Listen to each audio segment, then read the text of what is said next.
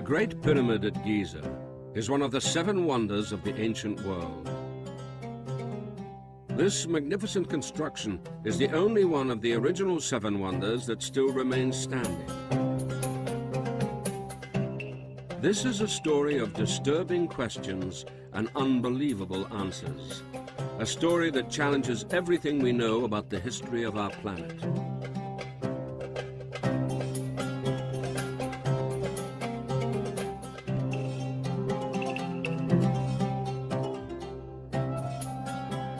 Building the Great Pyramid was an astonishing achievement. There are 8 major feats of engineering involved in the building. First, the builders leveled the ground and cut a 6,000-hectare bedrock to fit many strangely shaped slabs, each one as heavy as a car.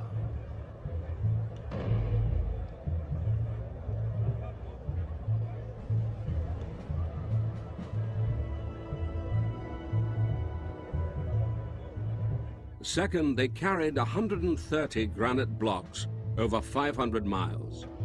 Each block weighed between 12 and 70 ton. The blocks were hauled up 210 feet, an achievement which even today would be a challenge. Third, the Great Pyramid has 3 chambers inside it.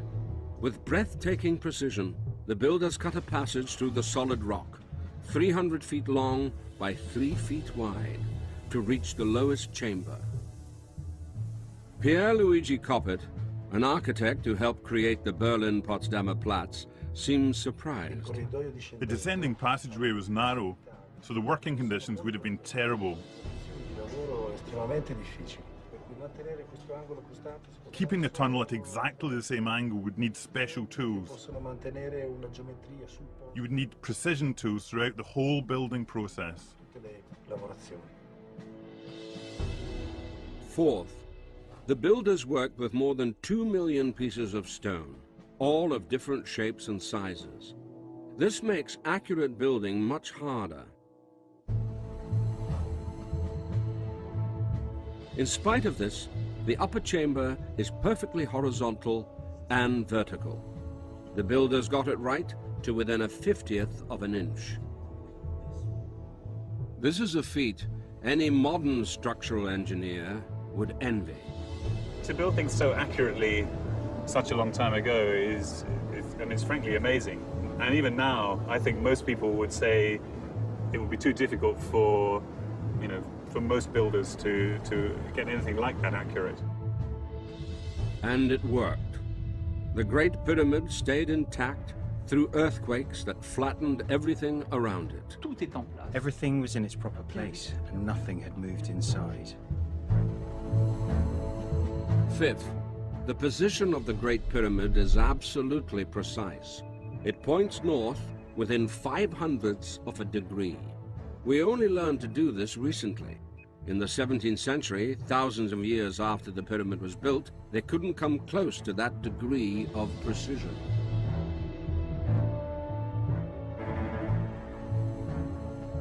Sixth, the Great Pyramid actually has 8 sides.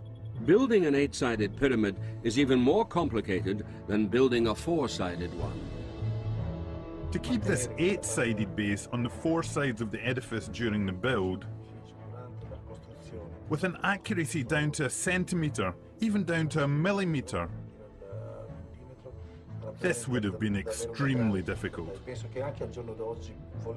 If we wanted to build a structure like this today, even using all the modern measuring devices and building techniques at our disposal, we'd still be in real trouble. Seventh, they worked at speed. Egyptologists think the pyramid only took 20 years to build. There are over 2 million stone blocks in the pyramid. If they worked 12-hour shifts, 365 days a year, they'd have to quarry, carve, lift and fit one block every 2.5 minutes. And finally, since the ancient Egyptians didn't have wheels, iron or steel, the 7th wonder of the world was built with copper chisels, stone mallets and hemp ropes.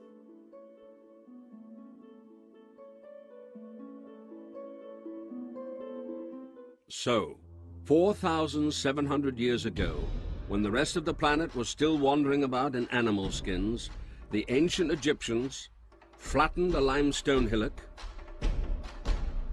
paved an area the size of 6 football pitches, piled up 2 million blocks of stone to the height of a 42-story building, drove a narrow 300-foot-long passage utterly straight through the rock, fitted the stone in the inner chamber with complete precision, built the outside of the pyramid with 8 sides instead of 4, and made it earthquake-proof.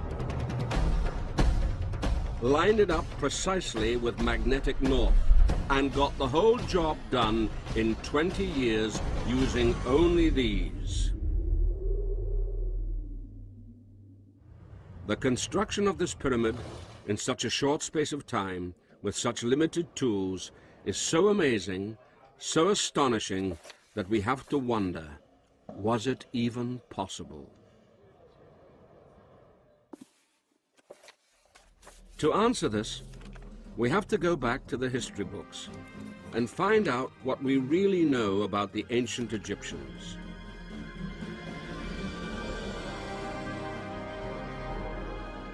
We can only be certain about dates from 680 BC, because that's when we can begin to cross-check Egyptian archives with Roman and Greek ones. Before that, it's guesswork.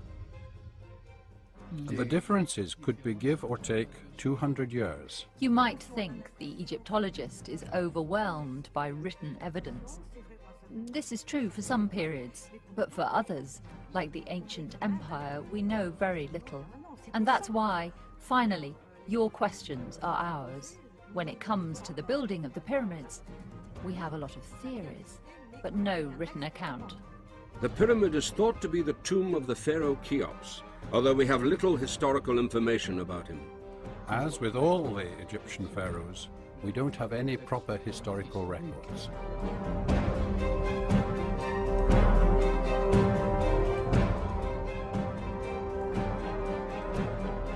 There is evidence in papyrus and carved into the rock, but no one can agree on what it means.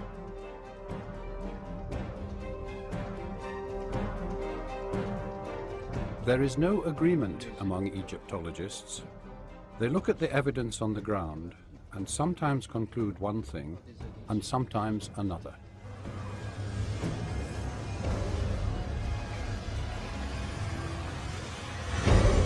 So if the historians and Egyptologists can't tell us how the Great Pyramid was built, maybe we should ask geologists, stonecutters, and engineers, men with technical know-how, the people who do these kind of big projects in our own time.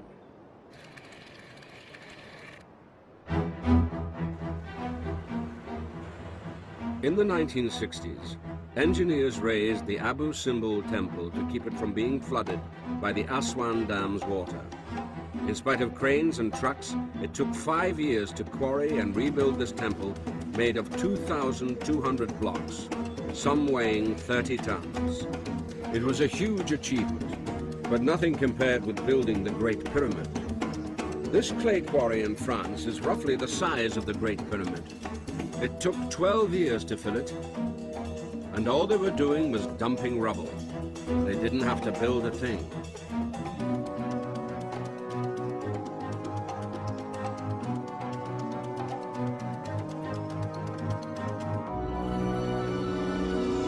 Jean-Pierre Martin headed one of France's biggest construction projects.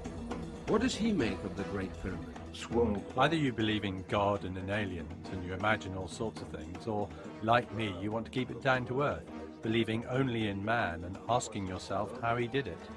I have no clue. I couldn't do it, that's for sure. The building of the Teotihuacan Pyramid in Mexico, which is only half as tall as the Great Pyramid, took 150 years. But Egyptologists insist the pyramid at Giza took only 20 years to build. It must have been built that quickly, they say, because it was built to be Cheops' tomb. For a long time, there was some talk, not from Egyptologists, I'd like to stress, there was some talk that the pyramids could have had another function. That is unthinkable. But if we decide it was impossible to build the Great Pyramid in 20 years, then maybe it's time to think the unthinkable. Maybe the Great Pyramid isn't a tomb. Maybe it was built for something else. There are other sites in Egypt where blocks of uneven shape and size are used for building, but nobody knows why.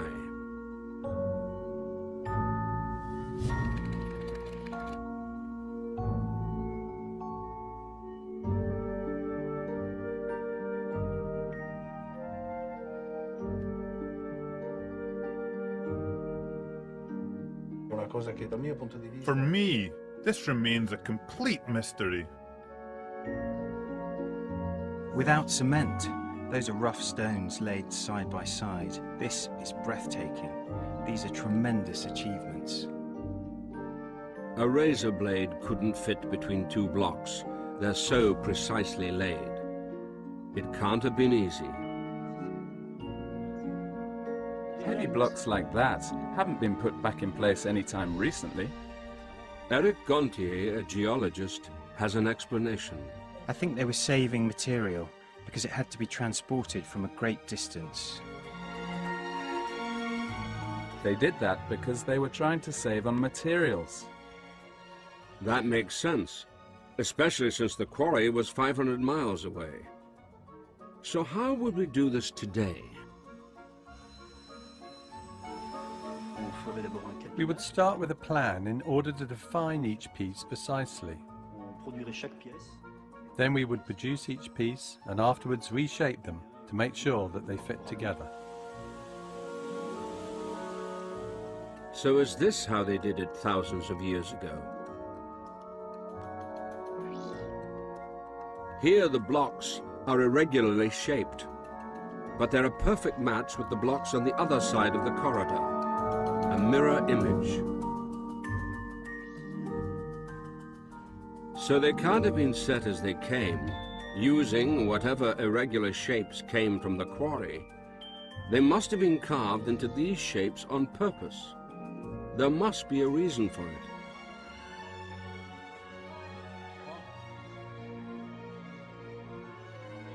Could it be an ingenious solution to an age-old problem?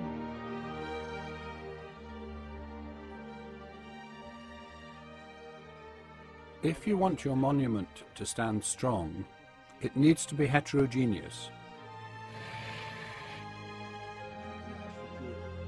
That will keep the wall from collapsing in the case of stress, like in an earthquake.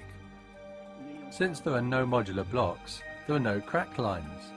The blocks fit into one another, which makes for a strong wall.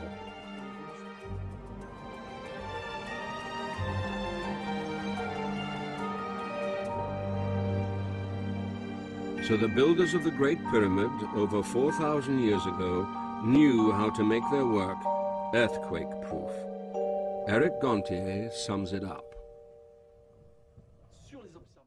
Objectively, from my own observations on the ground, each time I checked a pyramid systematically, everything had to be reconsidered.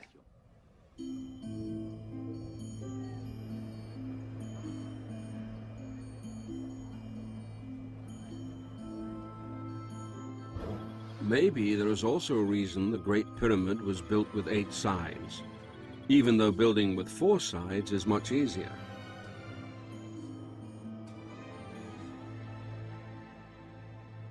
Back in pre-war Cairo, a professor of mathematics thought he'd found the answer.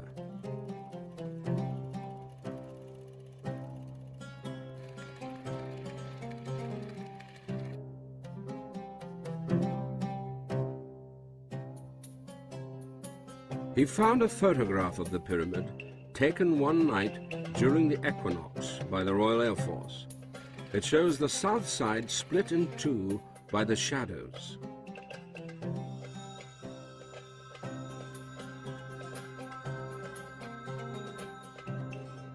This only happens for a few seconds twice a year at the equinox.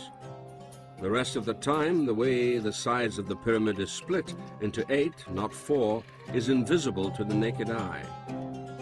You don't have to be at the pyramids at equinox to verify this. Here, the Great Pyramid, its shape, its dimensions, and its exact location are modeled by a modern computer program. It confirms Henri Pochin's findings. Some experts believe the bend in the sides of the Great Pyramid were not planned at all. It just turned out that way after the outer casing fell off. So for some, this is simply chance. It wasn't made on purpose. It was a very minor accident due to the monument's structure.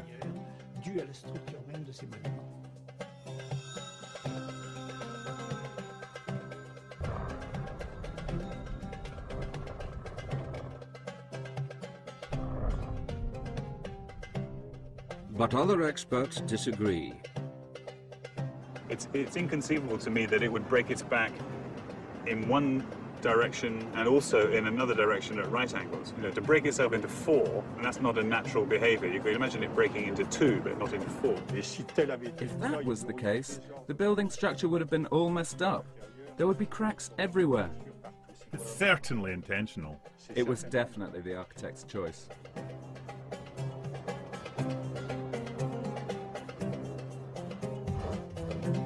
There are some blocks on the north side of the pyramid that are not bent. But these blocks are not lying in their original place, so they don't prove anything. These experts all believe that the bends in the pyramid's sides could not have been an accident. If the bends in the pyramid that gave it 8 sides, not 4, were intentional, maybe it was built like this in order to signal the equinox.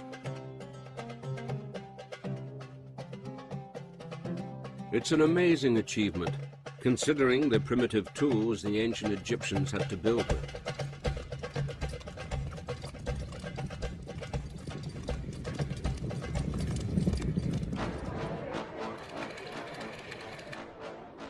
Close to the Great Pyramid, there is a black bedrock. Today it's ignored or used by tourists as a picnic table. But take a closer look at these grooves and cuts.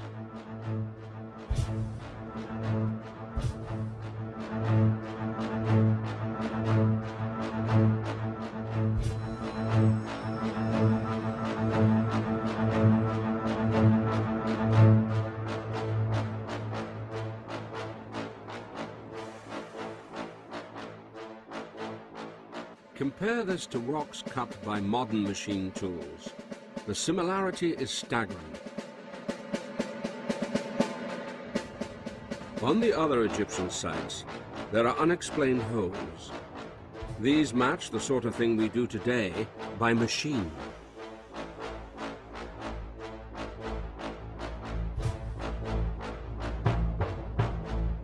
No one today could do this kind of thing by hand.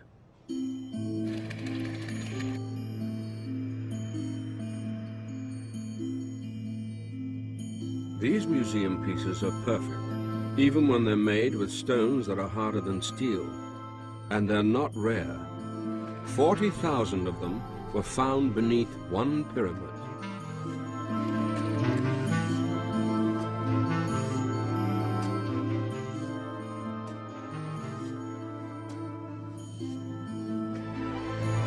It's very hard to believe these were all made by hand, and some of the experts just don't seem that interested.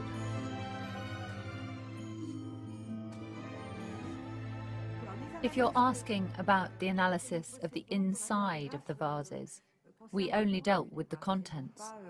We haven't worked on the techniques used to make the vases. But the technical perfection of these vases is astonishing, considering they were made in such primitive times.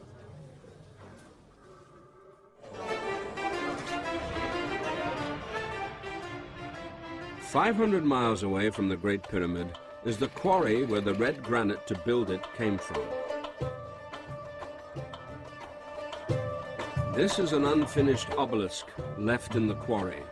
It's 126 feet tall and it weighs 1,300 tons. It's hard to imagine how this could have ever been transported from this site.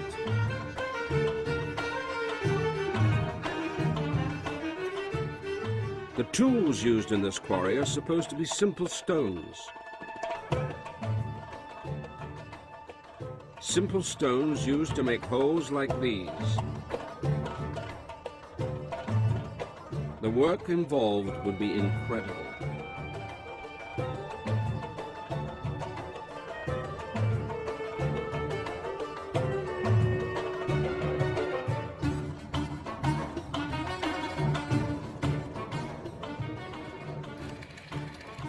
The Colossi of Memnon, here in Egypt, are the heaviest statues on the planet.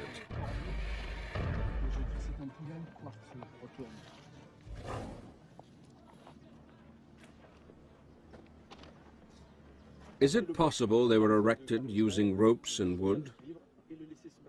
I would say yes, the proof is here. So indeed, we can do it. This says it all. It's right here, you just have to look. So it must be possible to make them with simple tools, because that is all we had at the time they were built. It's a circular argument, and circular arguments get us nowhere.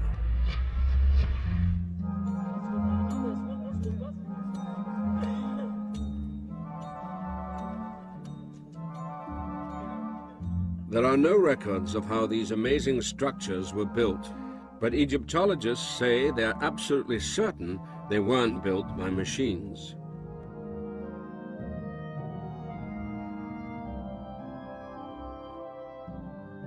The next impossible thing Egyptologists propose is that the Great Pyramid was built in only 20 years. In 1991, an American TV show tried to duplicate the Great Pyramid using the building techniques of the time. Professor Joseph Davidovits was there. The facade was made with modern manual tools. They were all made with butt joints, 1 centimeter joints. To haul a stone 5 feet took them about 10 hours. They told me, well, you see, at the beginning, it took some time, but when they get experienced, they work much faster.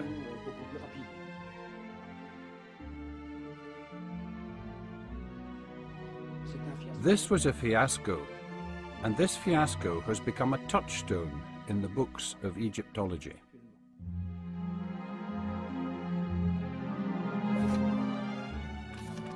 The experts can't agree about how the Great Pyramid was built.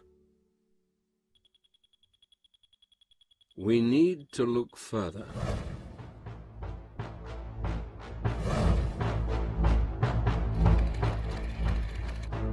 These are the most uncanny hieroglyphics ever seen. This picture is genuine and hasn't been retouched.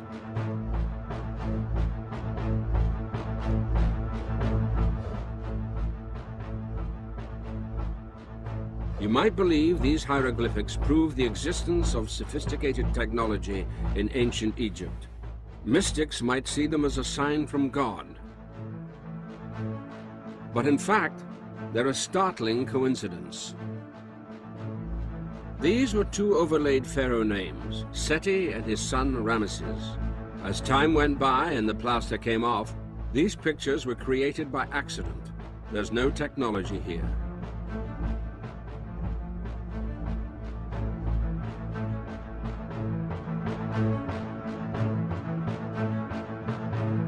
You have to be careful about what you believe.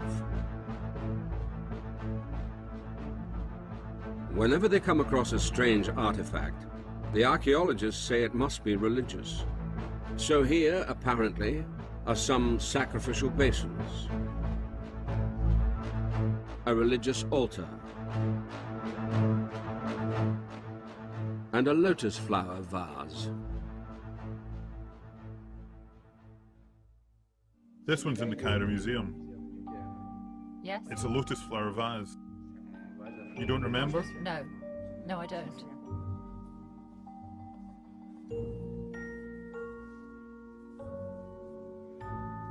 Many experts would argue there's nothing extraordinary here.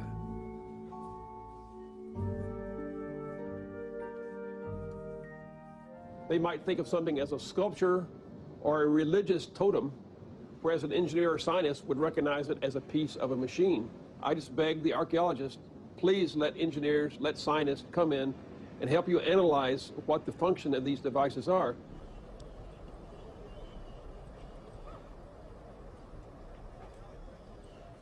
Christopher Dunn is an engineer who makes high-precision machines. He studied the huge statues at Luxor.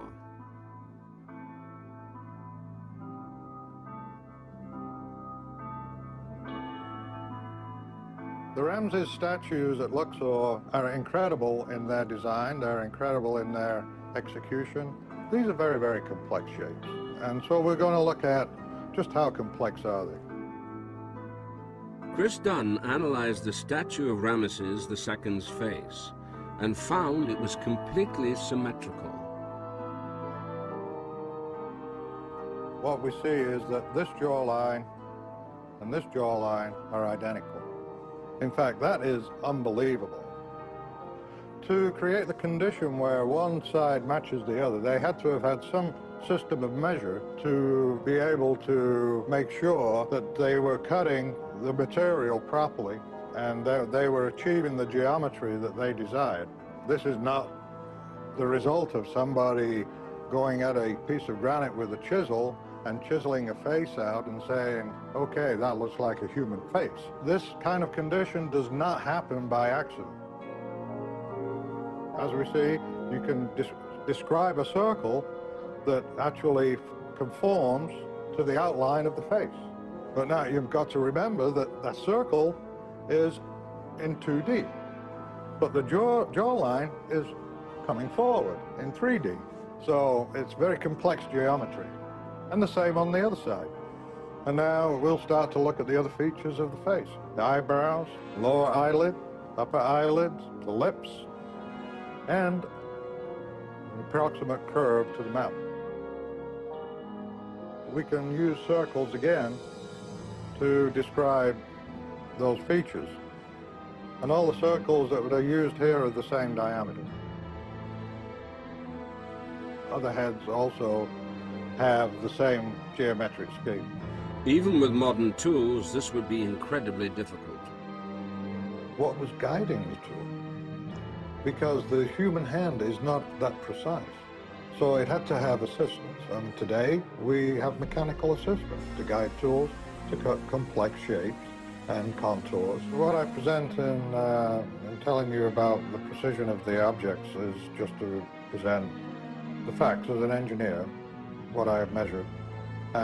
In terms of who did it, why they did it, and when it was done, other specialists need to answer those questions.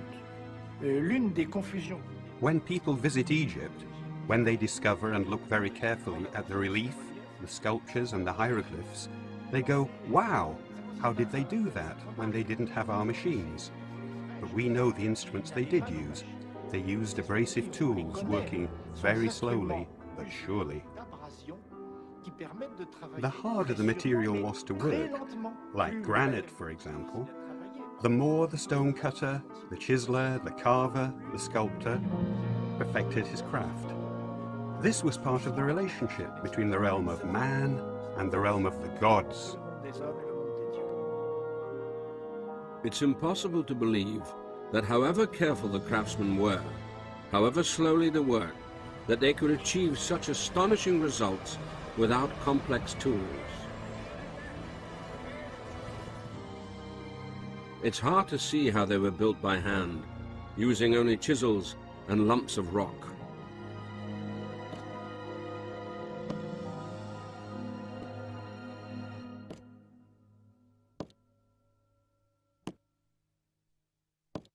Nobody can determine what tools we use. We can theorize, but essentially when theorizing we have to show, we have to be able to demonstrate. Egyptologists still insist all the statues, temples and pyramids were built with chisels, ropes and stones.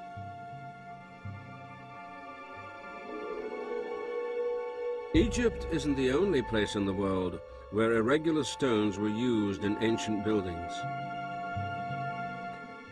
There are 9 other ancient sites around the planet where we can see this technique has been used.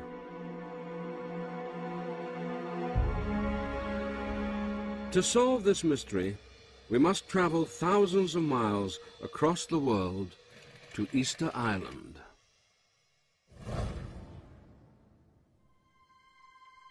Easter Island is only 15 miles long. It is one of the most isolated and beautiful places in the world.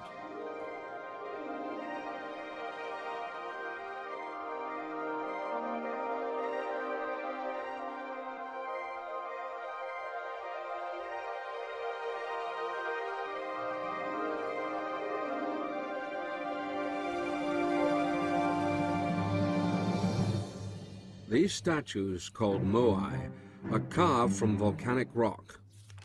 Experts believe they were carved by descendants of a group of Polynesians who settled here after a 2,500-mile ocean crossing in tiny canoes.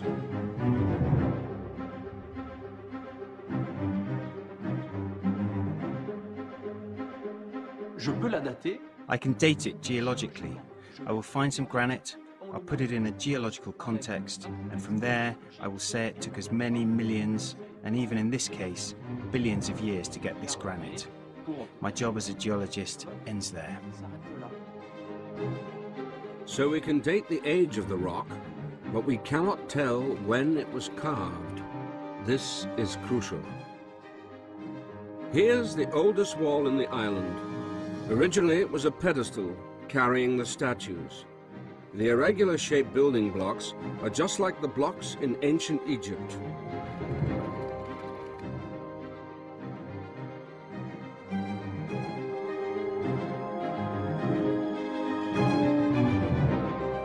This is the biggest moai. It's unfinished. It weighs 250 tons.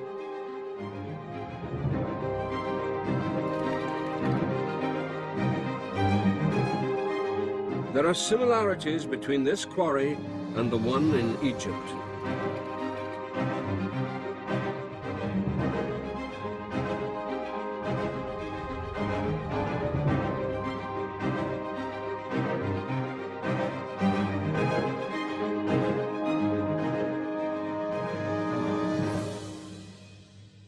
No one can explain how these immensely heavy statues were quarried and transported across the island. The central moai weighs over 60 tons and sits 9 miles away from the quarry.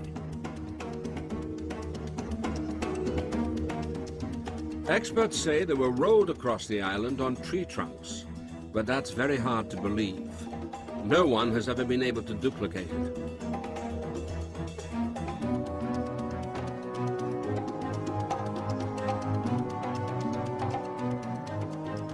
All the moai face inland, except these ones. They gaze out to sea, facing due west. The 7 pairs of eyes are watching the horizon of the sunset at the equinox. There is mysterious writing on the rocks at Easter Island, writing no one can read. It's strikingly similar to writing found at the ancient site of Mohenjo-Daro in Pakistan. Could there possibly be a connection? Mohenjo-Daro is 12,500 miles away. Archaeologists argue that the building styles are the same because the builders were solving the same problems. After all, even though they don't talk to each other, all the beavers in the world build the same dams.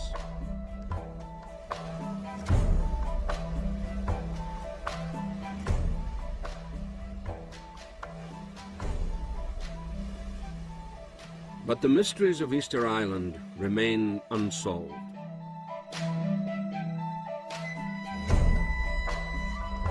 Why did the Polynesians build these extraordinary statues? These faces don't look Polynesian. They have aquiline noses, thin lips, high foreheads, beards, and extraordinary hands. The Easter Island statues look similar to figures you might find in Peru. In those 2 sites, the stonework developed amazingly. and Sacsayhuaman, as well as Vinapu, contain some of the greatest examples. But there's no way I could say who influenced whom, or whether we've been swayed by the Inca people. Our quest is about to take us hundreds of miles across the ocean to the magnificent coast of Peru.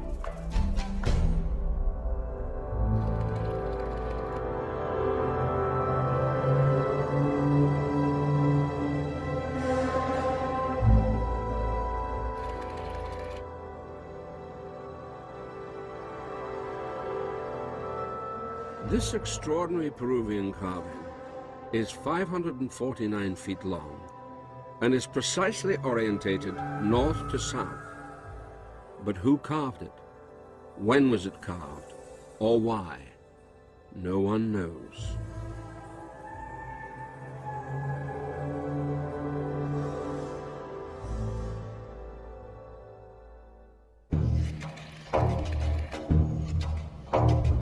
The Nazca Plateau in the interior of Peru was discovered in 1926. Archaeologists believe these geoglyphs or drawings on the ground were made by the Nazca civilization between 500 BC and 750 AD.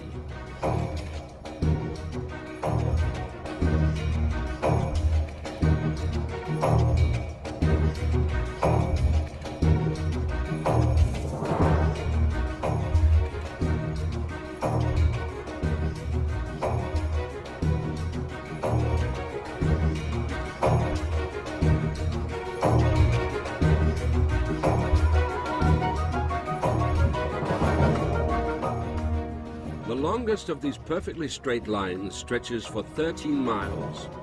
Those tiny trucks on the Pan American Highway give you a sense of scale. From the ground, no drawings are visible, not even from the neighboring hills. They can only be seen from the sky. So what are they for? They were probably trails, or they were used for processions.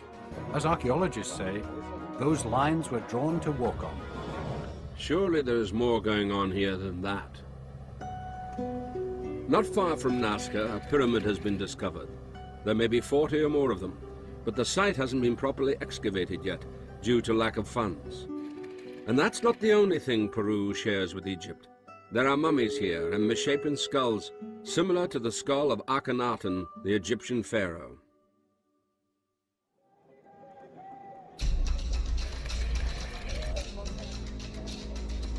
In Cusco, there's a giant wall built by the Incas with the same irregular building blocks we saw in Egypt.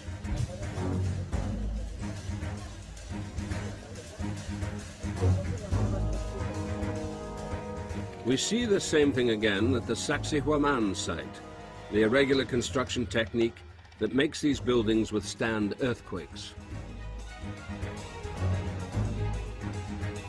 You shouldn't underestimate how much effort is involved in preparing the surfaces of each of the blocks. Despite the fact that Peru is a place where earthquakes are very, very common, many structures built far later with modern technology vanish into dust, and these stones are still standing. If you plot them on a map, this site with Cusco and another sacred site, Kenko, form a perfect triangle. I couldn't explain with certainty why these distances in hectometers or kilometers match up with other sites in the world. But the proof is there, so there might be a reason.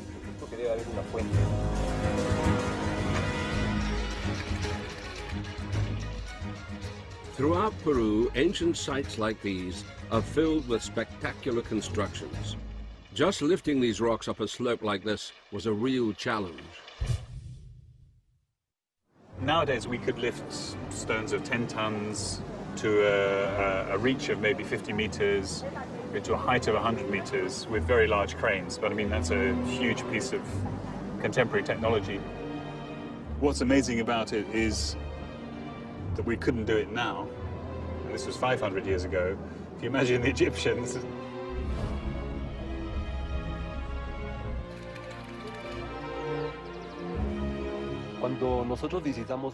When we visit Machu Picchu, we get a sense of how sophisticated the Andean civilization was. Most of the population, the Cusco Valley's inhabitants, didn't know what Machu Picchu was about. These beautifully crafted walls in Machu Picchu are strikingly like the buildings that surround the Great Pyramid in Giza. Here too we see the symmetry in the building style. This has got to be more than a coincidence. In all these ancient sites we find the same building techniques, the same huge scale of building, and the same precise orientation with the compass. Just look.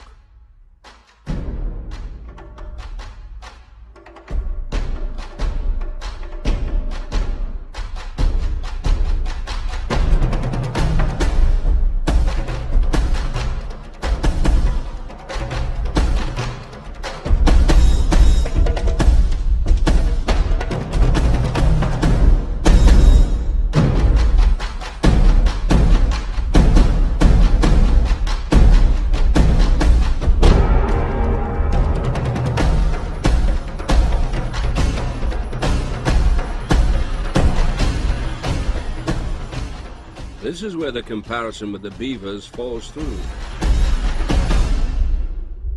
Because even if they build the same dams, they don't line them up over thousands of miles.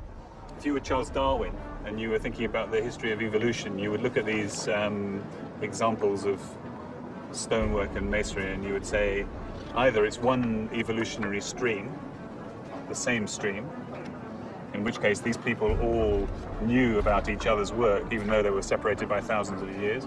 Or you would say there are 4 parallel streams of evolution going on. Since Homo sapiens are the same all over the world, obviously when we face the same problems, we will come up with the same answers. To get the same answer in 4 parallel streams makes it, to me, seems very unlikely. It's hard to imagine that the Incas went anywhere near Egypt. I find that a bit hard to believe. Even if these ancient people did communicate, it wouldn't explain why the sites are on the same straight line, and why that line is at an angle of exactly 30 degrees to the equator.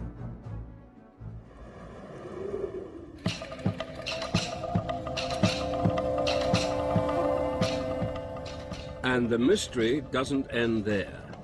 In Mexico, just like in Giza, there are 3 main pyramids. They are the Sun Pyramid, the Moon Pyramid, and the Pyramid of the Feathered Snake.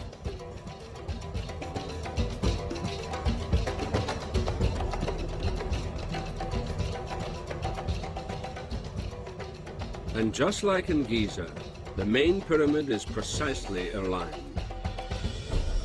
What's amazing is that the Sun Pyramid, like many other constructions like it, were built to indicate precisely the phenomenon that we call the equinox.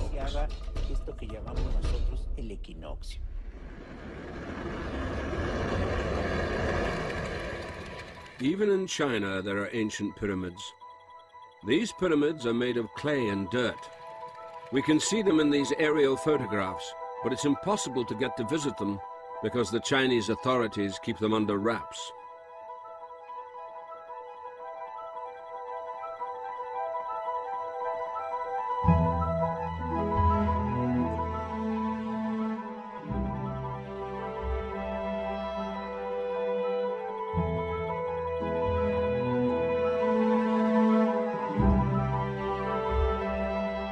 There are hundreds of these Chinese pyramids, but very few Westerners have ever seen them.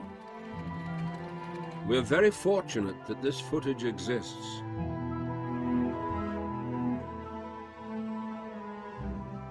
It's one of our only chances to take a look at the Chinese pyramids.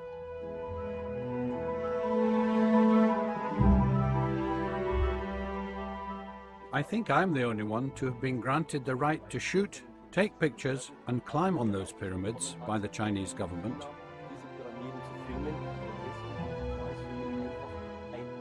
That's why I felt it was my duty to document their existence for the whole world. Again, the mystery deepens.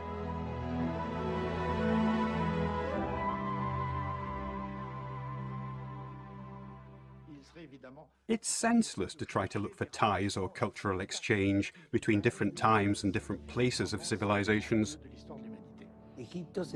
Egypt developed way before Mexico. There was no relationship whatsoever between North Africa and this part of America.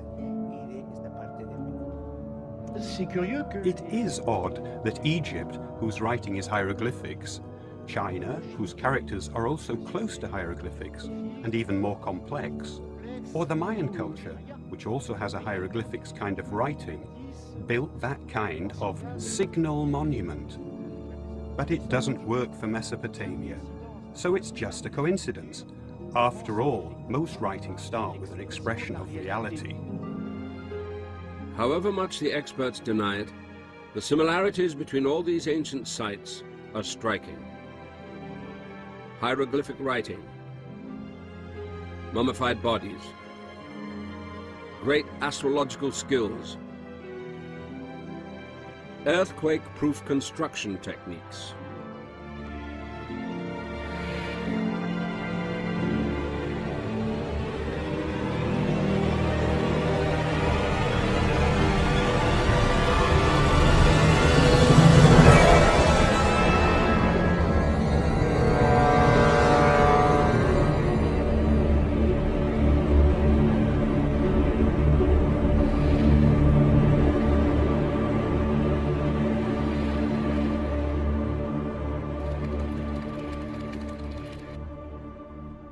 If all these sites were built at different times, they can't have been built by the same people. But monuments can't be dated. Only the organic remains found nearby. So did the Incas really build Machu Picchu? Did the Egyptians really build the pyramids? It is entirely possible these smooth-sided pyramids were second-hand monuments that were reused by the Egyptians. I am a scientist, so it's very difficult for me to say that.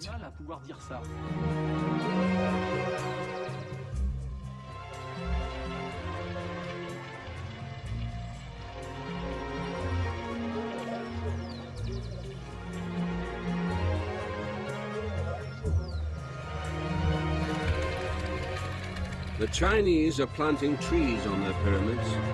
When these disappear under forest, no one will ever be able to solve their mystery.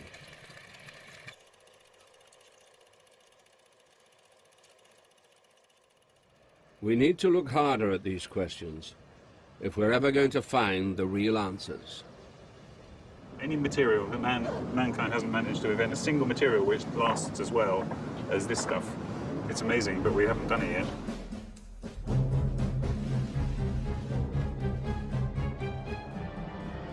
These ancient sites are full of questions and mysteries that conventional archaeology cannot answer.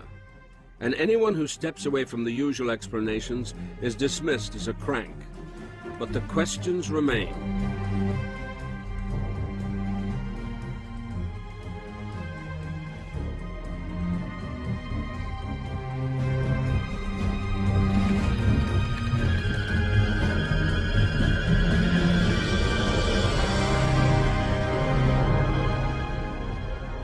Because rock carving cannot be accurately dated, there are no definitive answers.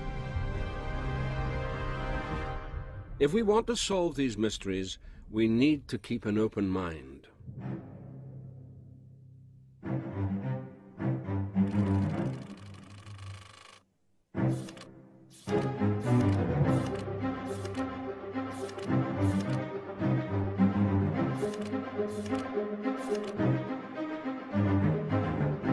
The Great Pyramid at Giza is in the center of all these ancient sites.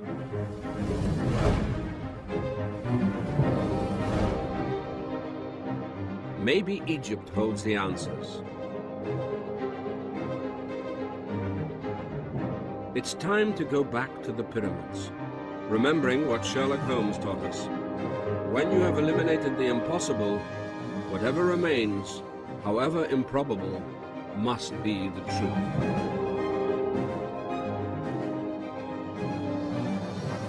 In Egypt, a researcher who wished to remain anonymous gave us a trail to follow.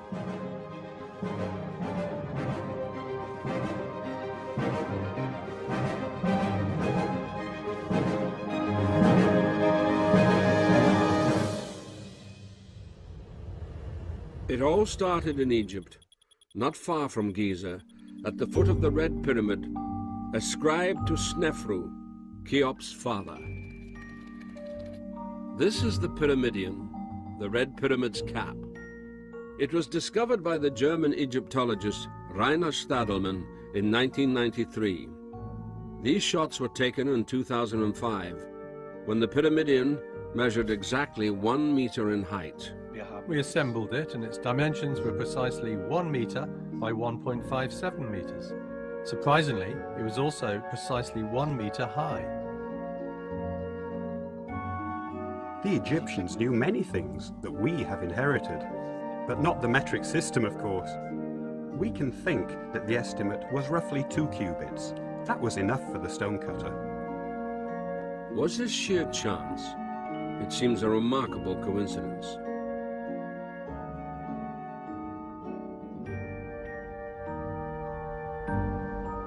But in 2008, when we returned to the pyramids, the Pyramidion had changed. We are very intrigued, because here we have, let's be honest, a perversion of the real form and function of this object. There were no grounds for this object to take this shape. Of course, they invented it. Why? We have absolutely no idea. This matters because the dimensions of the original Pyramidion provide a crucial clue to understanding the mystery of the pyramids. Much has been written over the centuries about the Great Pyramid.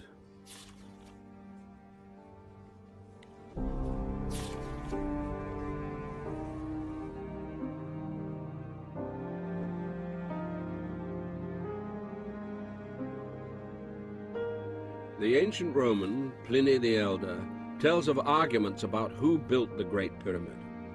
But of all the accounts that Pliny writes about, only one has survived. Herodotus' account is the only one we have left that tells us about the building of the Great Pyramid. It shows how little we really know.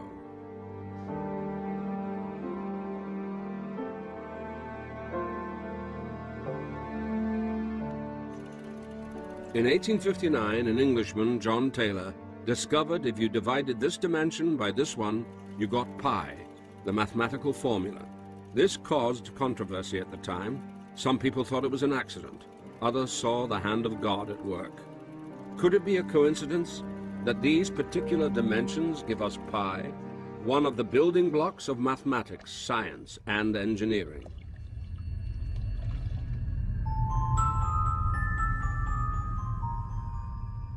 I asked my anonymous Egyptian researcher if he could explain why these dimensions were significant. Because the half perimeter is the biggest horizontal visible dimension, and its height is the biggest vertical invisible dimension. Pi is not the only significant number in the Great Pyramid. If we look at the dimensions of the various parts of the pyramid, each part can be multiplied by a whole number to give the total height.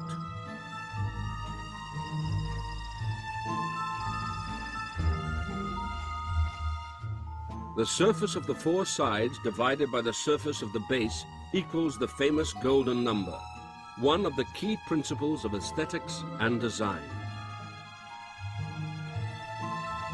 The golden number is unique. These equations work with the golden number and only the golden number.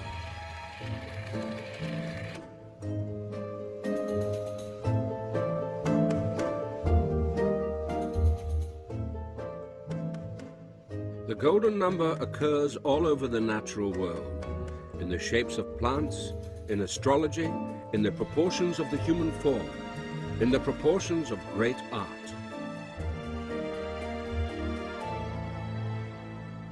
The golden number appears to be a constant in the universe.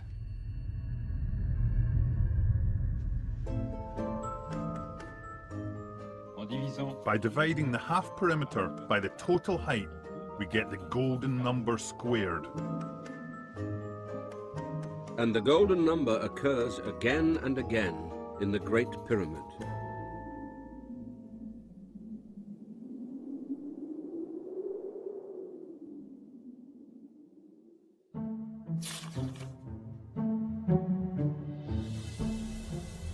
The official dimensions of the Great Pyramid are 440 by 280 cubits. A cubit is the Egyptian unit of measurement. There are very few ancient Egyptian measuring tools left, and they vary in length, so experts deduce how long a cubit was from the dimensions of the Great Pyramid. In 1925, the archaeologists agreed to call a cubit 52 centimeters, 3 millimeters, and 6/10 of a millimeter.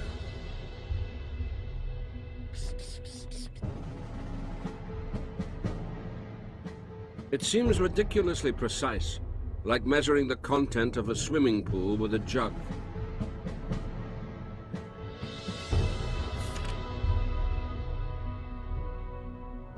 But that measurement became standard for all the experts.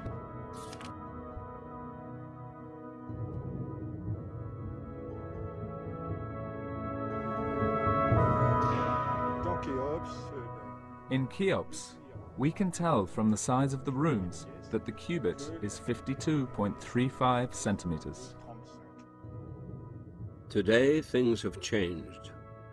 We found a great number of cubits, which was the measurement tool itself, but their values range rather loosely between 52 and 53 centimeters. To use those changing values to draw conclusions on irrational numbers sounds to me very risky. Why don't experts today want to give a precise measurement to the cubit anymore?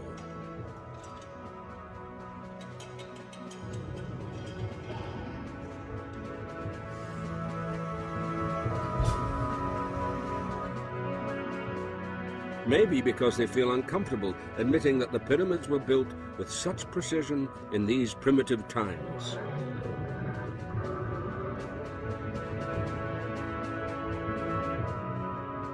Ancient builders worked with a precision that modern architects would envy.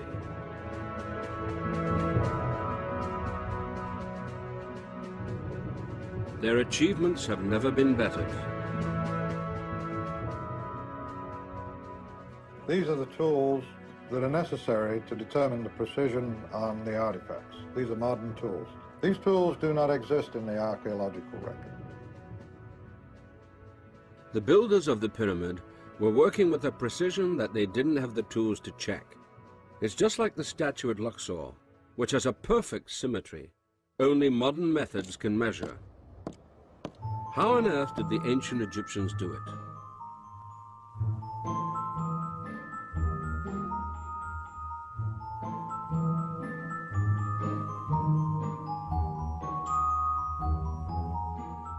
If we draw a circle with a diameter of 1, then this circle's circumference equals pi, or 3.1416.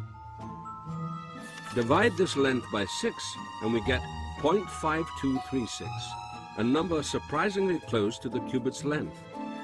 This could be how the pyramid builders chose their cubit.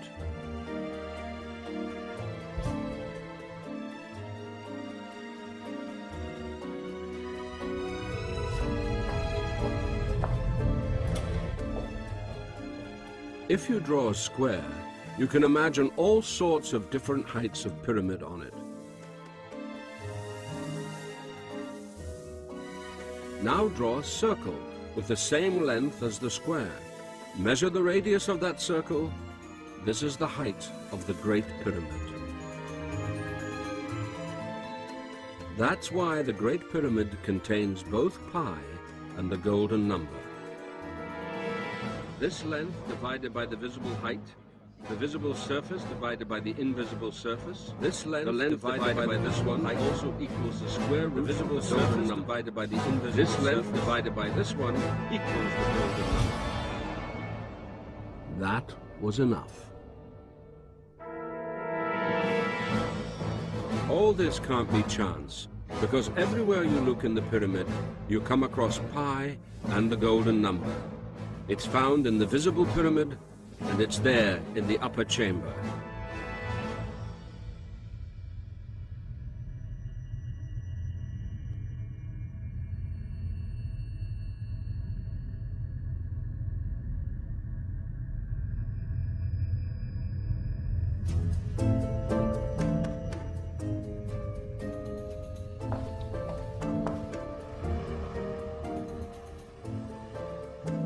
any detail that we see was intentional on the part of the designer and on the part of the builders, and there was nothing left to chance. This is a controversial position, and many in the archaeological establishment would strongly disagree. What we get in the plan of the Great Pyramid's floor, what we get in its cut, in its volume, we can expect to find in the shape and volume of the funeral chambers. It's not surprising they're the same, since they use the same methods. We can make such amazing discoveries with a kitchen stool. If it's well proportioned and well designed, we might very likely come up with very interesting proportions, but don't put any secret purpose or interpretation in these arithmetic and geometric values. And here's another problem. From our calculations, from what we can tell, it seems extremely unlikely that Egyptians knew the value of pi.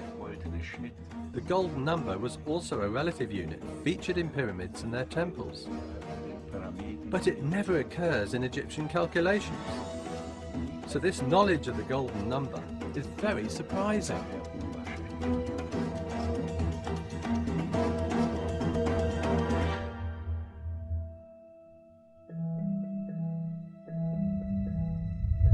Many Egyptologists say the ancient Egyptians had no great mathematical skills, and all this number stuff is just coincidence. But here's a mathematician's opinion. We meet it so often that the probability of it being due to chance is nil. It is infinitesimal to me. Frankly, it's like zero.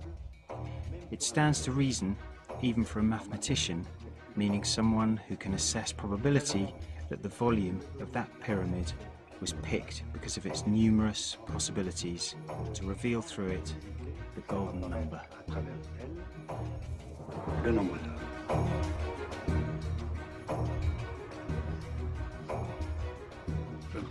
I think that ancient Egyptians were aware of the golden number. They couldn't have come across the resolution each time, especially the perfect one. They had to possess that knowledge. It's not in their culture to divulge it. They kept it secret, and the best way to keep a secret is not to convey it anywhere.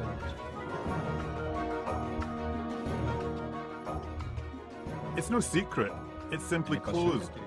Geometry is the sensitive part of mathematics, and just like mathematics, it's a language.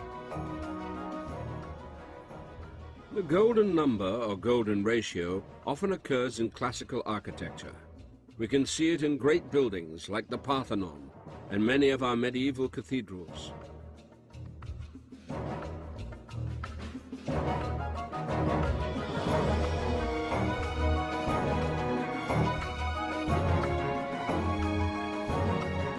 Like the Great Pyramid, this cathedral shows the equinox. This circle indicates precisely the position of the sun on the horizon during the equinox.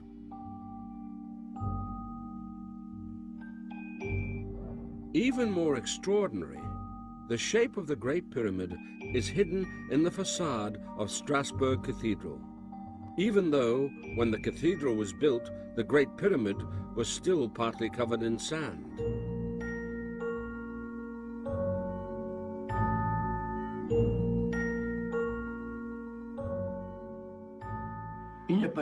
We shouldn't be surprised by these coincidences.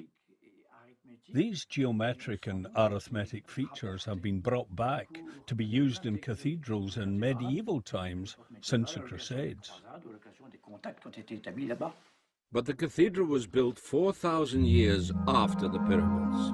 It's hard to see how this secret knowledge could possibly be passed from one to the other.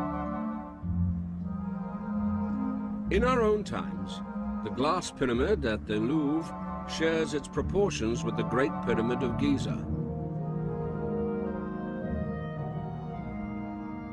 We asked the architect about these similarities. I don't know why you keep referring this pyramid to the Giza. They're entirely different. It's something that comes naturally that yes, that is the right proportion, that's the right height. So I never use mathematics anymore. Eventually, I.M. Pei conceded that the two pyramids had something in common. The proportion of the glass pyramid and the proportion of Giza are very close. Why? The golden section or golden triangle that they have investigated then is still, to me, valid today. And I try many shape, many height, but eventually I come back to the golden proportion of the Egyptian. And that's wonderful to learn, you know. It's one late. I have a doctor's appointment at 4:30 in Mount Sinai. The golden number, the golden ratio, is as key for the great architects of today as it was for our ancestors.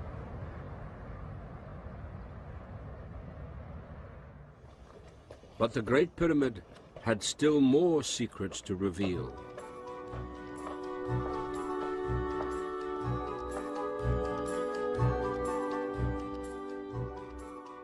The pyramid's length, minus its height, is 314.16 meters. That is 100 times pi. The two sides added together in meters equals 100 times the golden number squared. If the Great Pyramid was only 50 centimeters bigger or smaller, none of this would be true. The same thing is true of the upper chamber. This length in meters is 10 times pi. Minus this one, it's 10 times the golden number squared.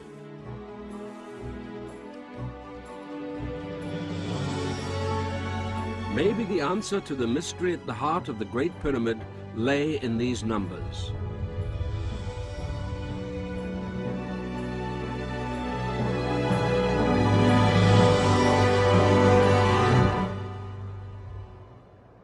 But these astonishing numbers only work in meters. The length of the meter depends on a precise calculation of the circumference of the Earth, and that was only defined in 1793. Unless the meter wasn't invented in 1793. Maybe the meter had been around much, much earlier and had been secretly passed on over the centuries. This takes us to the shadowy world of occult knowledge and secret brotherhoods. It's an uncomfortable and uncertain journey. Maybe a step too far.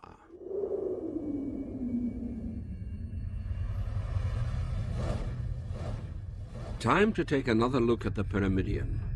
It's exactly 1 meter high. If we add the length of two sides together, it gives us 3.14, or pi in meters. But there's something simpler and more interesting about the Pyramidion. It's an exact scale model of the Great Pyramid at Giza, something even its discoverer hadn't noticed. The Giza pyramid is missing its apex. It's possible that the Pyramidion is the missing top of the Great Pyramid.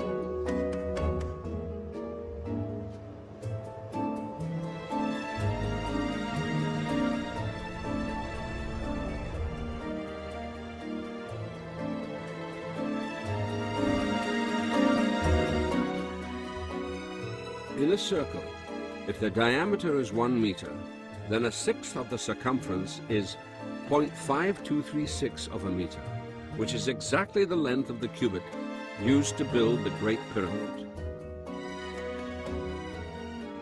This means the builders of the Great Pyramid certainly knew what a meter was. They used it with pi and the golden number to determine the length of the cubit.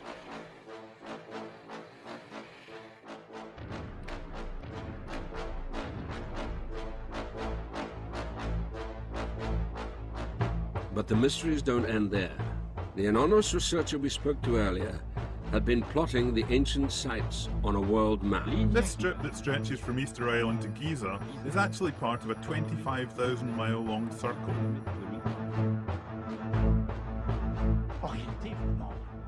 In reality, of course, there are no long-distance connections across light years. There's no possible connection over such a stretch of time would link Easter Island and the Egyptian pyramids.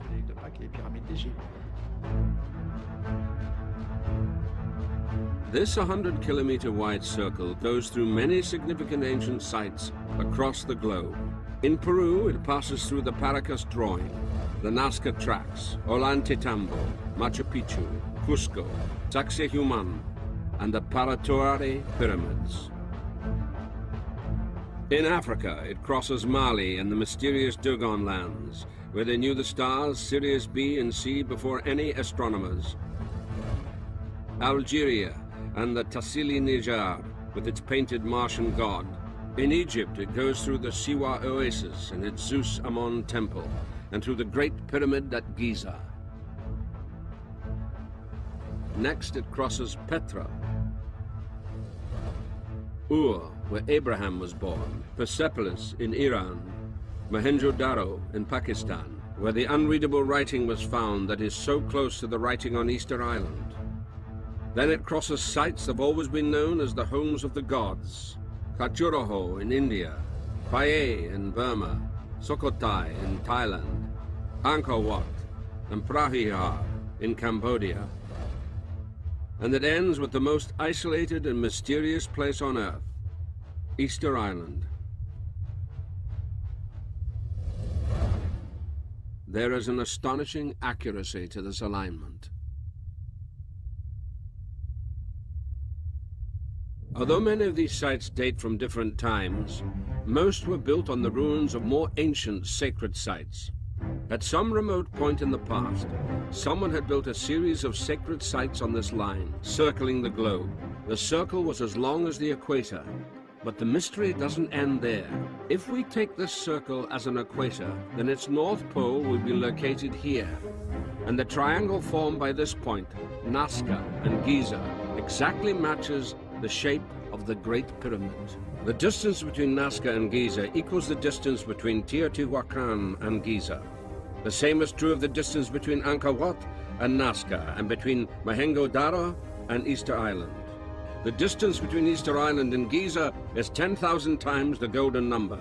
The distance between Angkor and Giza multiplied by the golden number equals the distance between Giza and Nazca. And the Giza-Nazca distance multiplied by the golden number equals the Nazca-Angkor distance.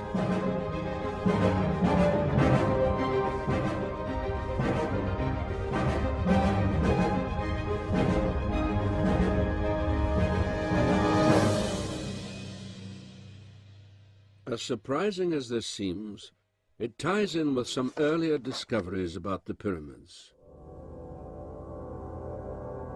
In the 20th century, an astronomer and priest, Moreau, showed the meridian passing through the Great Pyramid divided the land of the Earth into two equal surfaces, making Giza the central point on the planet. 20 centuries before him, Agatharchides argued that the Great Pyramid was the geographic reflection of the Earth. And the length of the two sides of the Great Pyramid was also the average distance a point on the equator moves through space in 1 second. This is a given in physics, indicating the speed of the rotation of our planet on its axis.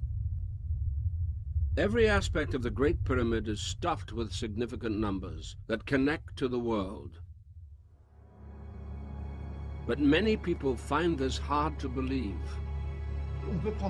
You can take any kind of object, from a toothbrush to a steam locomotive, and you can generate all the figures you need to find all sorts of things.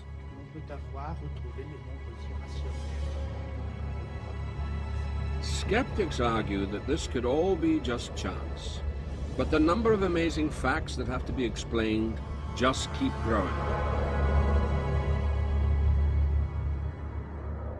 Once again, we have to return to the pyramid for further investigations. Let's take another look at the inner chamber. Each building block here weighed as much as 40 cars. Each block had been fitted precisely. They are perfect, vertically and horizontally, even though the builders didn't have the tools to check their exact measurements. Why did the Egyptians build with such precision?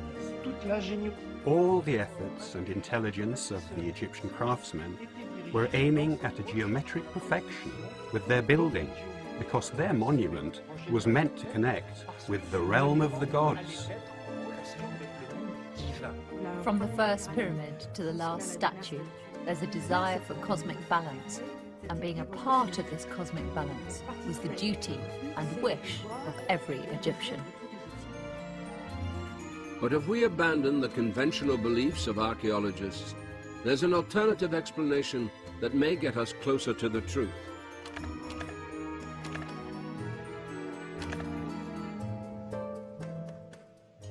There's a reason to bring huge granite blocks 500 miles to Giza. Granite has one unique property. It doesn't change over time. Its dimensions remain the same. This means the Great Pyramid's secrets could be transmitted through the ages.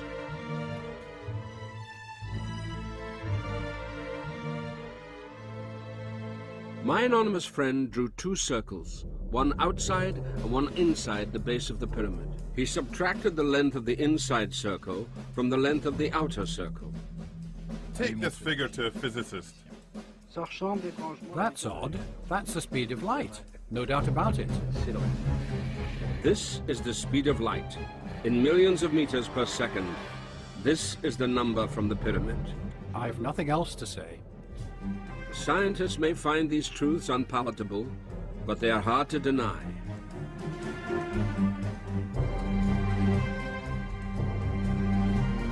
Are they embarrassed by these revelations? If we look at the Great Pyramid without prejudice, with a fresh eye, and when you're a physicist, you measure and you notice many things like that. Coincidences, I suppose, but so many coincidences with such a big object. It's very disturbing.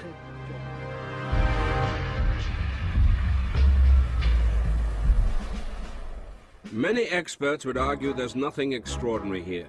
They say the Great Pyramid really was Cheops' tomb, even though no one can explain how it could have been built in 20 years. They say if the Great Pyramid really is signaling the equinoxes, if it really contains pi and the golden number and has a cubit value that relates to these and expresses these values in meters, it's all just chance.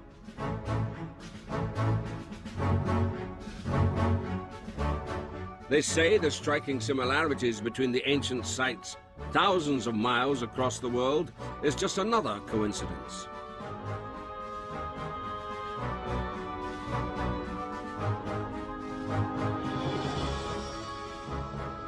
If these sites line up in one line across the world, that's a coincidence too. And if interesting numbers continue to crop up in the distances between the places, and if the Great Pyramid contains the number for the speed of light, it's just chance.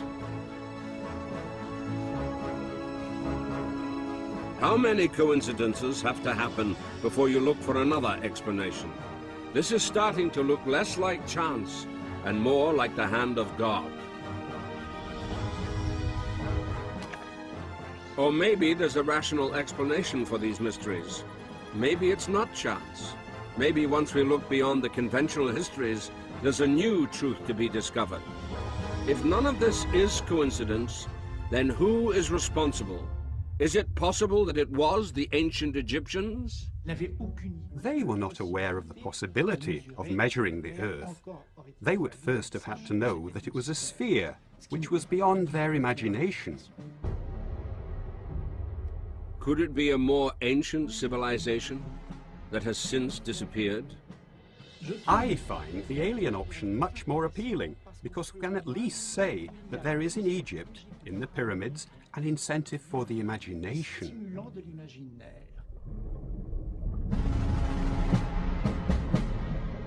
Not everyone is so dismissive. Given the possible natural disasters that could occur on Earth, for example, continental drift, volcanoes, or major meteorite impacts, there's nothing to keep us from saying that more advanced civilizations might have lived on our planet.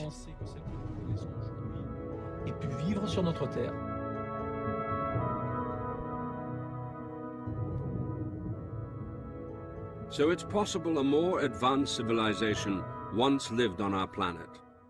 This is a bold and radical conclusion, and of course it raises more questions.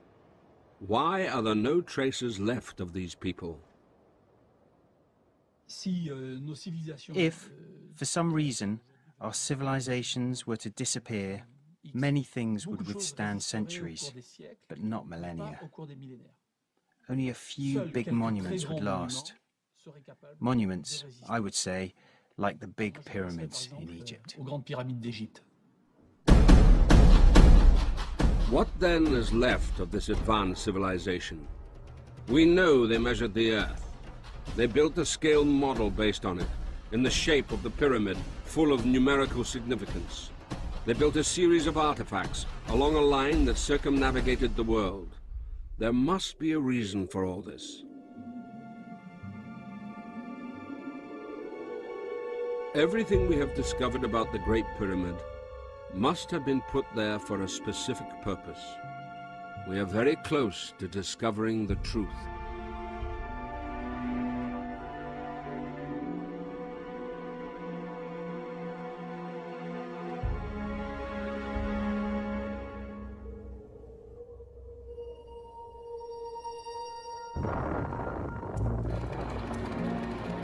When the Americans launched the second space probe, Pioneer 10, they put the strange little drawing on board. It's designed to tell any alien species that finds it about humankind. This drawing tells them we're a sexual species. It shows where the Earth is in the solar system, and if we analyze the geometry of the drawing, it also includes much more complex information.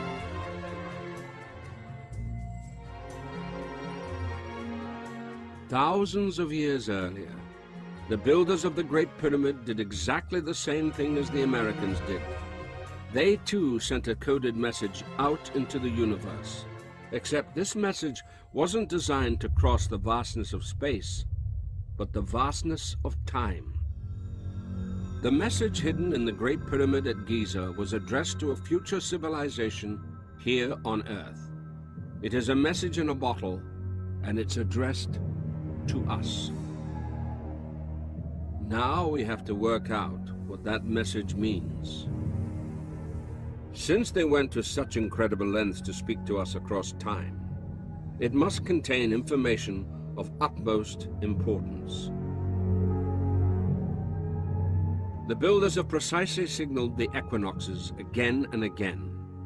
They are pointing us to a critical astronomical cycle of our planet. Each star moves 1 degree every 72 years. It takes 26,000 years for a star to complete a full orbit of the planet.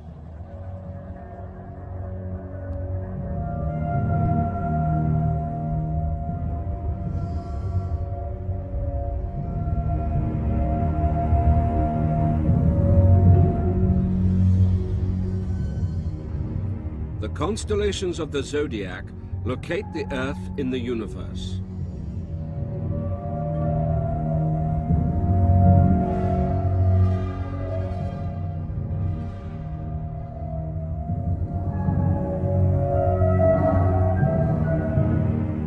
The Pyramidion has a parameter precisely 12 cubits long. The presence of pi points us to a circle. Together, that refers to a 12-zone circle. The zodiac. The 4 angles of the pyramid refer to the 4 signs of the zodiac: Taurus, Leo, Scorpio, and Aquarius. In the ancient world, Scorpio was represented by an eagle and Aquarius by an angel. These signs are carved in stone on the front of this cathedral. 4 stars belong to these 4 signs. They used to be called the 4 guardians of heaven. They are Aldebaran in the Taurus constellation, Regulus in Leo, Antares in Scorpio, and Fomalhaut on top of Pisces today, but previously in Aquarius. These stars keep the same position in relation to each other. They can be used as steady points of reference through time.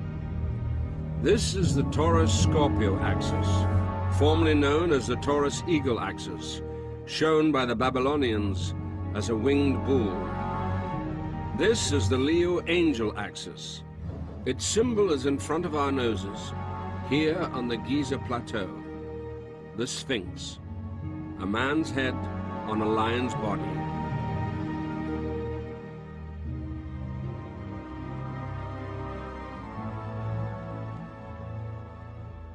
Archaeologists believe the Sphinx was built long after the Great Pyramid, but they may be wrong. Look at this. This triangle is the same shape as the Great Pyramid. One side runs through the Sphinx's head. If we outline the base of the Great Pyramid and shift it sideways and extend the right side, it hits the Sphinx's head.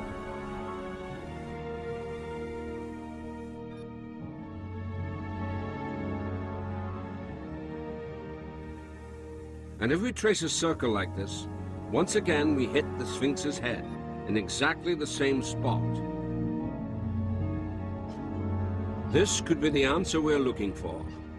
Giza is an astronomical clock whose dial was the 4 stars. In addition, the clock's hand, the Sphinx's gaze, turns around itself every 26,000 years and lets us point precisely to the Earth's position in this big cycle. But how do we know when the cycle begins? There is a mysterious bump on the Sphinx's chest that Arabs call the lion's heart. The lion's heart is also the Arabic name for the brightest star in the Leo constellation, Regulus.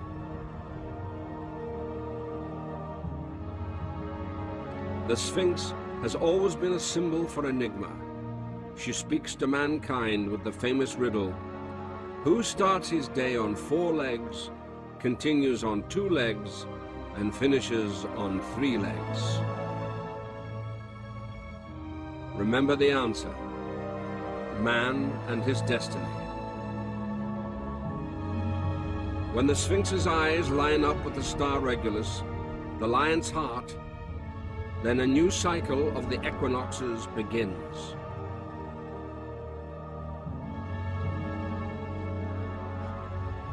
This huge clock, our planet's clock, makes a full circle every 26,000 years.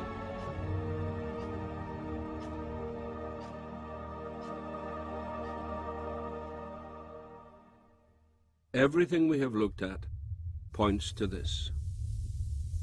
So why was it so important to draw our attention to this 26,000-year cycle?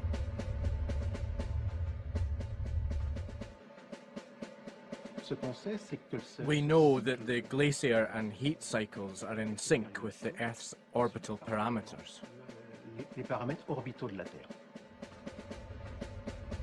So maybe the cycle of the equinoxes affects our climate.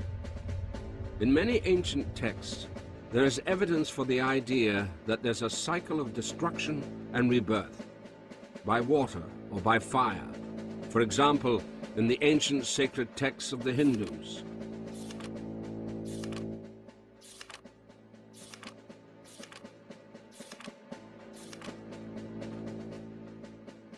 Several Greek authors write about cyclical cataclysms, Plato among them. Aristotle also talks about cyclical revolutions of the earth and sky, wiping out life on the planet.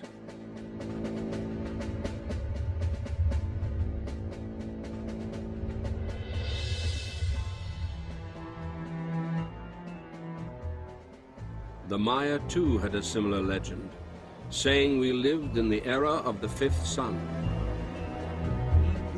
Rain and floods destroyed this humanity and this creation. Something very similar to the Bible's flood. The 5th sun is a sun of movement, the sum of the earth, the air, the fire, the water, the movement, life. But it's a sun which will end, and this end will happen in terrible cataclysms when the gods decree it. The destruction isn't linked to man's behavior.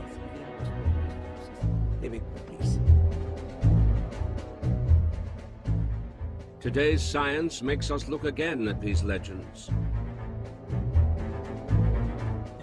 There are other cases, like tsunami. A tsunami is a phenomenon where a natural dam breaks and water is released, causing huge floods across the Earth with very significant volumes of water. It is very likely that many ancient people witnessed this phenomenon and then told stories about it and called it the flood. Non, le déluge. The last major climate catastrophe happened 10 to 12,000 years ago. Climates across the globe changed radically. This climate catastrophe wiped out entire species, like the woolly mammoth and the saber-toothed tiger, and possibly many more.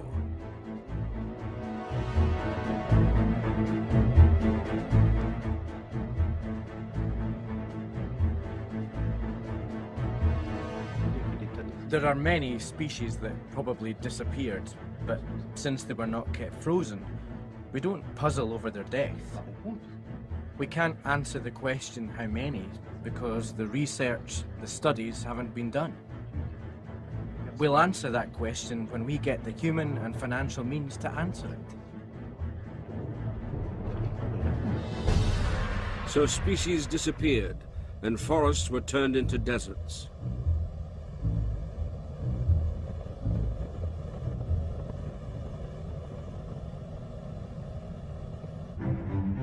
Could the Giza clock refer to this catastrophe in some way? If the line that straddles the globe through all the ancient sites was an equator, its north pole would be here. This point is precisely located at the Earth's magnetic pole, which is different from our north pole. The magnetic pole isn't a steady point on the surface of our planet. It moves at about 25 miles a year. Today, thanks to modern technology, we know that this oscillation is increasing. This is very disturbing. Could the line of the ancient sites be positioned to draw our attention to the magnetic pole? The magnetic pole is not stable. It's reversed itself many times. We've recorded about 100 pole inversions. No one knows why, but scientists think it may be linked to the sun.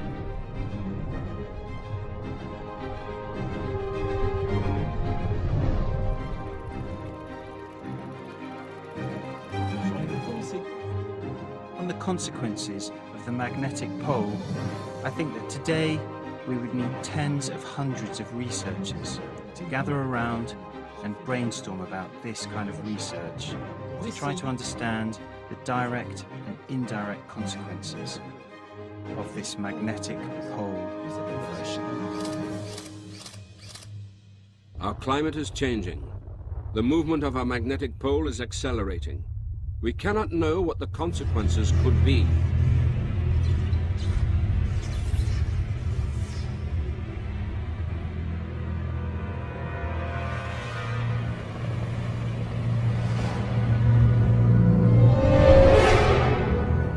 The magnetic field creates the atmosphere around the Earth, which protects us against the radiation from space. If it disappeared, our planet would be burned. Destruction by fire, as the ancients told us.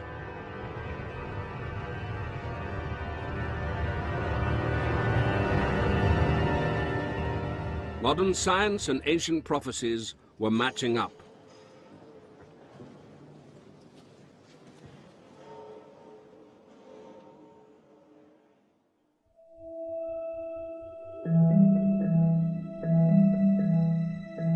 At the beginning of our civilization, much was kept secret by the priests. Maybe they were the guardians of some ancient knowledge in a world recovering from a climate catastrophe. Maybe they had been trusted to pass the message on to future generations.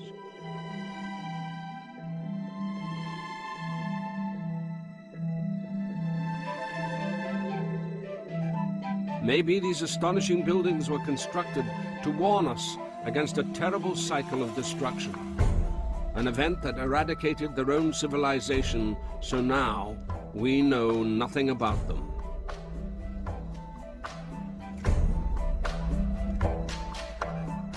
Many thousands of years ago, a sophisticated civilization lived on our planet. A civilization so generous, they encoded messages across the Earth to warn us, in the far, far future, of a potential threat.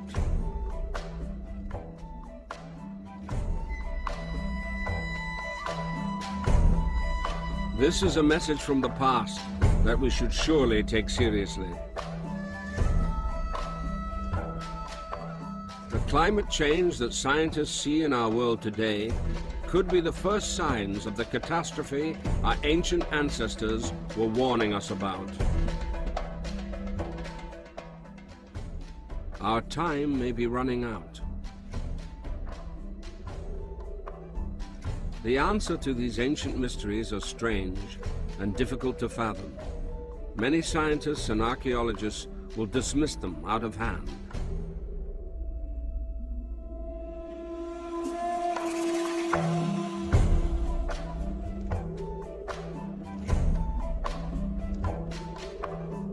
But if we decide to ignore them, then our planet may pay a terrible price.